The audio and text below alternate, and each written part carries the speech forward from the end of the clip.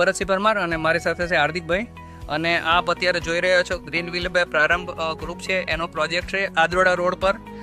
આપ જોઈ રહ્યા છો આદરોડા રોડ પર, મેઇન રોડ પર અમારો પ્રોજેક્ટ આવેલો છે. 550 ફૂટ ફ્રન્ટ છે અને હાલ અમે ફેઝ 1 અને ફેઝ 2 લોન્ચ કરેલ છે, જે ટોટલ 2 લાખ સ્ક્વેર યાર્ડ માં પ્રોજેક્ટ છે. 154 પ્લોટ્સ છે, 650 વારથી માંડી તે 1700 સ્ક્વેર યાર્ડના પ્લોટ્સ છે.